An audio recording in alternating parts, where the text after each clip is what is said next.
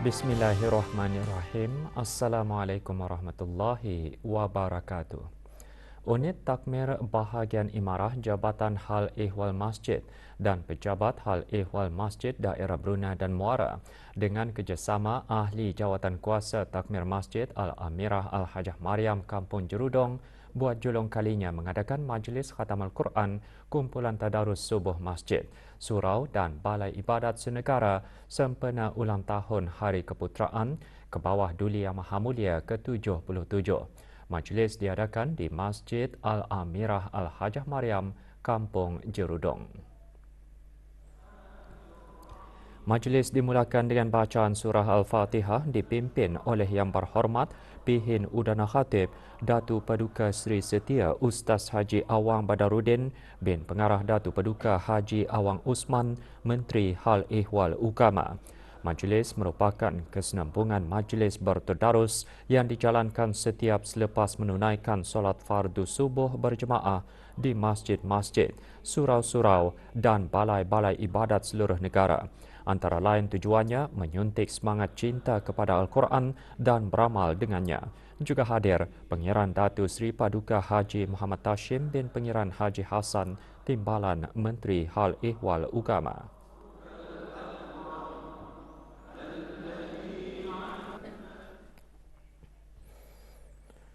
Para pelancong dalam dan luar negara berpeluang mengetahui lebih banyak mengenai perkembangan dakwah dan corak kehidupan Islam semasa program Masjid Tua. Program kali ketiga itu diadakan di Masjid Umar Ali Saifuddin, Ibu Negara.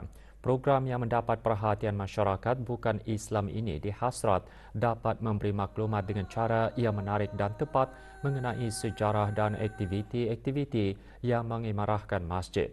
Antara yang menyertai lawatan Yang Berhormat Chong Chin Yi, Ahli Majlis Mesyuarat Negara. Para pengunjung juga dibawa meninjau kemudahan yang terdapat di Masjid Umar Ali Saifuddin dan persekitarannya. Juga disediakan petak-petak bagi pelbagai aktiviti, antaranya Kids Corner, Hijab Corner, Khat Corner, Al-Quran Corner serta Sains dan Islam. I think I learn a lot je lah sebab masjid-masjid yang ada yang surau kan, ada lain architecture diorang yang I think I'm amazed dapat juga learn and also understand more about the culture and also about MIB. Pelbagai produk jualan dan makanan dari Republik Indonesia boleh didapati semasa Pasar Rakyat 2023. Acara berlangsung di Kedutaan Besar Republik Indonesia di Bandar Seri Begawan. Sebanyak 50 petak jualan diketengahkan semasa acara tersebut. Acara juga diserikan dengan beberapa persembahan. Antara yang hadir, Erwan Iding, Kuasa Usaha Art Interim Kedutaan Besar Republik Indonesia selaku Wakil Kedutaan Republik Indonesia di negara Brunei Darussalam.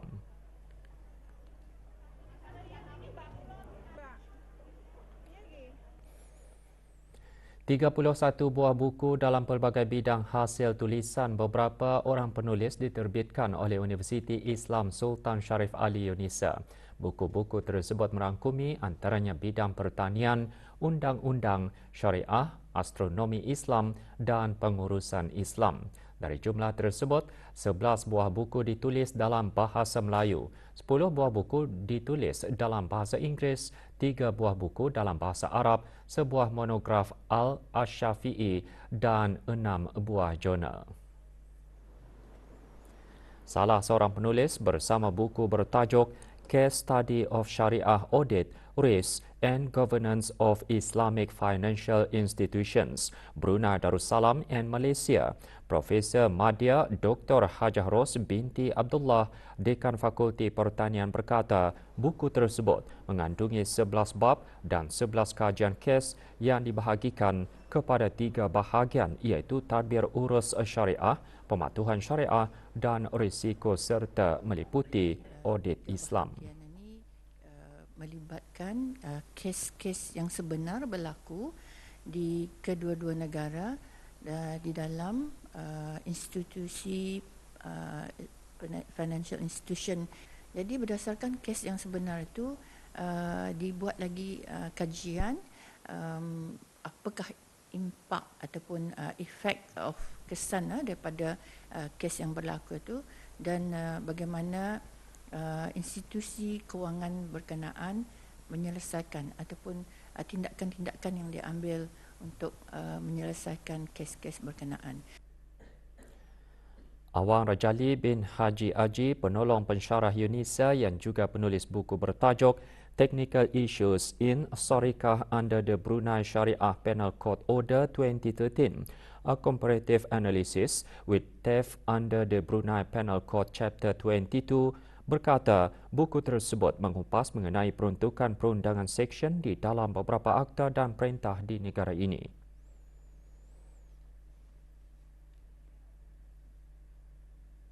Jadi bab yang pertama ialah mengenai dengan elemen-elemen asas bagi jenayah mencuri.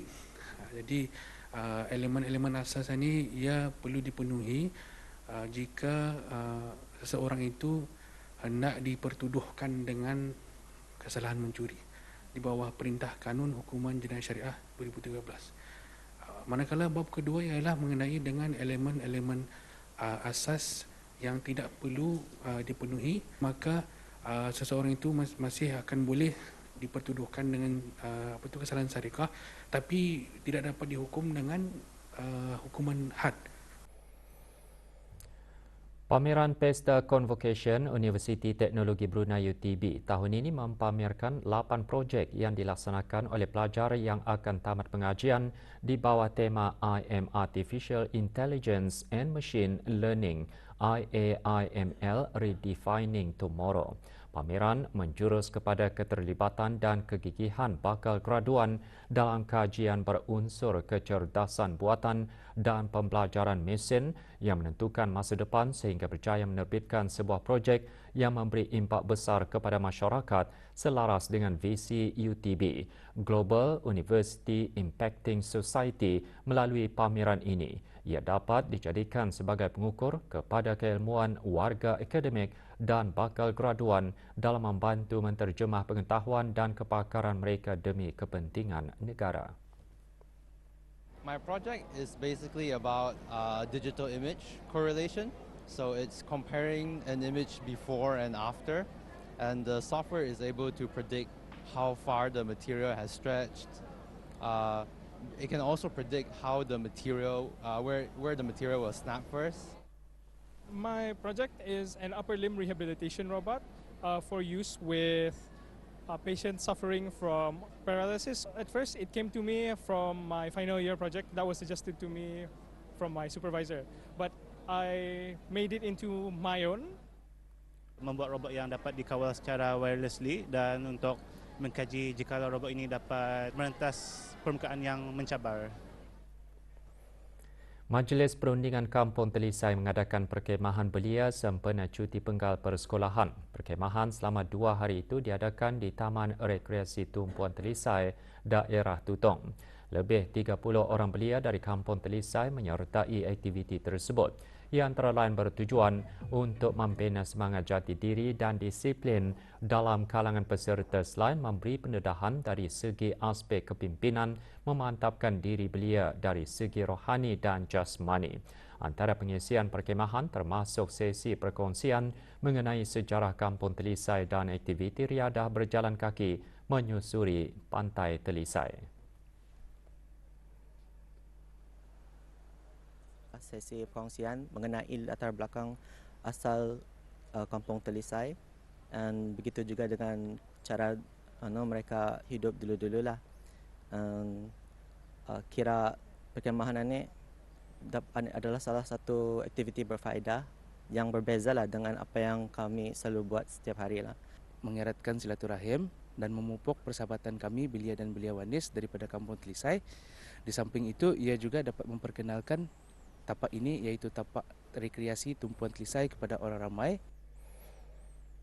Temburong Farmers Market merupakan anjuran Darussalam Enterprise Day dengan kerjasama pejabat daerah Temburong diteruskan lagi ke kemarin.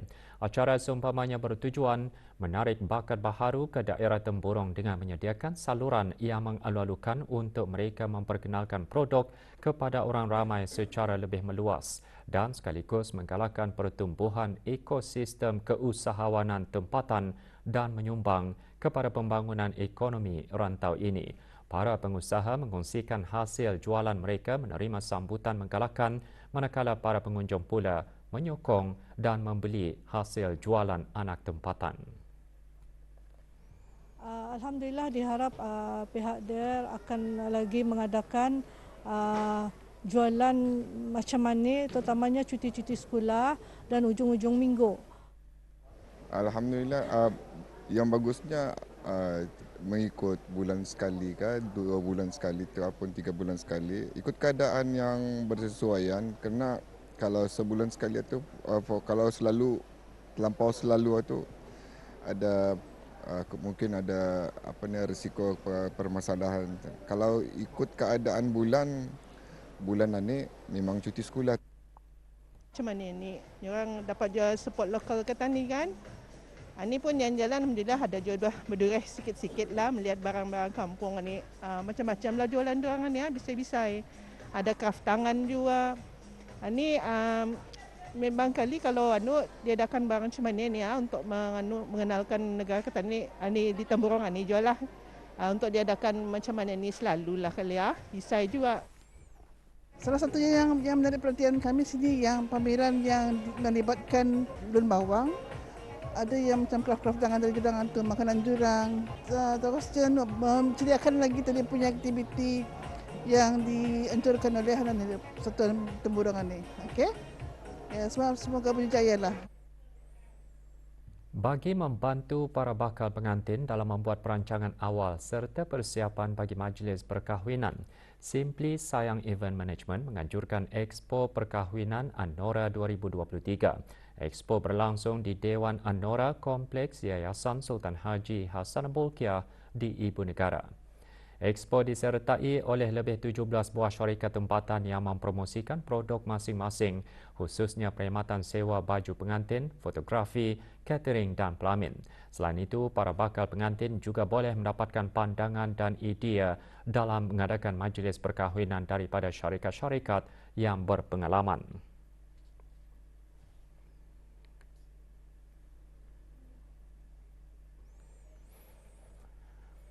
Untuk meningkatkan bekalan darah di negara ini yang pada masa ini di tahap yang kritikal, Kementerian Kesihatan mengadakan kempen Derma Darah. Pada hari Rabu, 30 Ogos 2023, kempen Derma Darah akan diadakan di bangunan Darul Takaful IBB Utama BSB bermula pukul 9 pagi hingga 3 petang.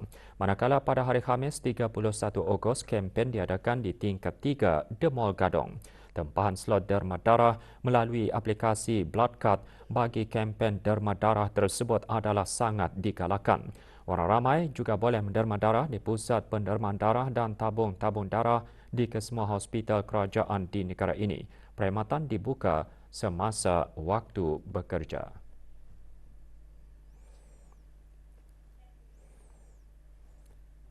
Beralih ke berita sukan, Yayasan Kanser Kanak-Kanak Yaska menganjurkan larian berhalang amal Yaska Hope in Motion. Larian yang disertai peserta sukarela, penaja acara dan rakan kongsi. Acara diadakan di Taman Haji Semuda Umar Ali Saifuddin di Ibu Negara. Acara dimulakan dengan penyerahan sumbangan sebanyak RM22,700 kepada Yaska oleh Bank Islam Brunei Darussalam BIBD. Heng Yi Industri Sdn Bhd, Fuzhou Shi Yi Association dan di Sanlit Sdn Bhd. Larian amal menarik penyertaan lebih 1,000 orang dalam 3 kategori iaitu Change Champion 5 km, Hope Bringer 2.5 km dan Pasukan Sorak. Pelepasan larian disempurnakan oleh Yang Berhormat Datuk Seri Setia Dr. Awang Haji Muhammad Isham bin Haji Jaafar, Menteri Kesihatan.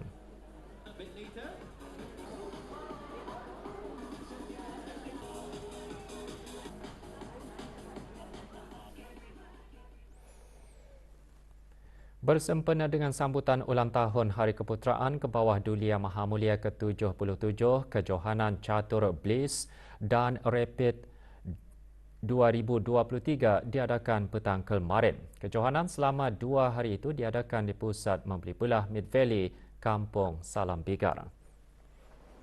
60 peserta menyertai acara Blitz yang mempertandingkan sebanyak 8 kategori. Sementara acara Rapid pula disertai 55 peserta yang mempertandingkan 5 kategori.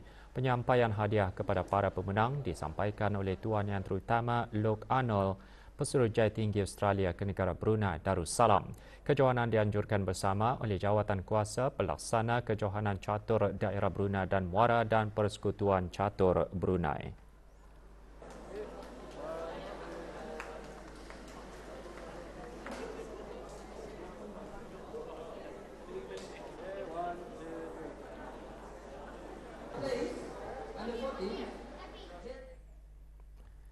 Belayat RC Board dan Majlis Perundingan Kampung Penaga mengadakan pertandingan perahu laju kawalan radio. Pertandingan bersempena dengan sambutan ulang tahun Hari Keputeraan ke bawah Dulia Maha Mulia ke-77 itu diadakan di Taman Rekreasi Jubli Anduki Seria, daerah Blyth. 37 peserta mengambil bahagian dalam 7 kategori pertandingan. Selain mencungkil bakat baharu bagi permainan alat kawalan jauh, pertandingan juga bertujuan untuk menjalinkan hubungan silaturahim dalam kalangan penggemar perahu laju kawalan radio. Penyampaian hadiah kepada pemenang disempurnakan oleh Awang Amirul Hafizin bin Haji Muhammad, pemangku pegawai daerah Blyth.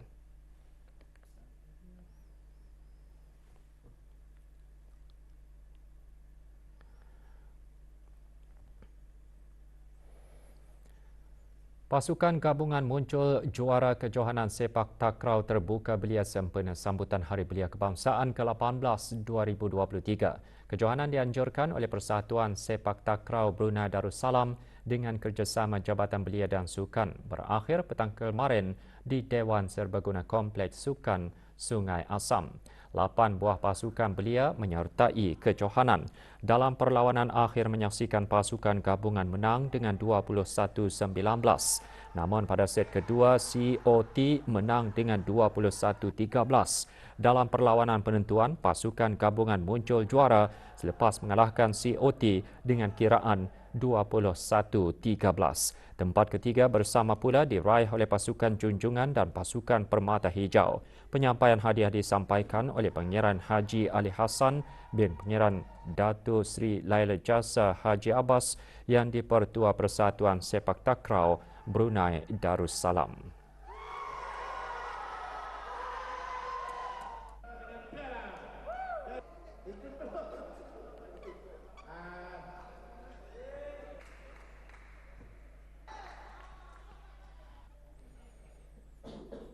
Bola sepak Liga Perdana Inggeris. Saingan Liga diteruskan lagi malam tadi dengan 3 perlawanan. Burnley tewas 1-3 kepada Aston Villa, Sheffield United juga kalah 1-2 kepada Manchester City, manakala Liverpool menang 2-1 ke atas Newcastle United.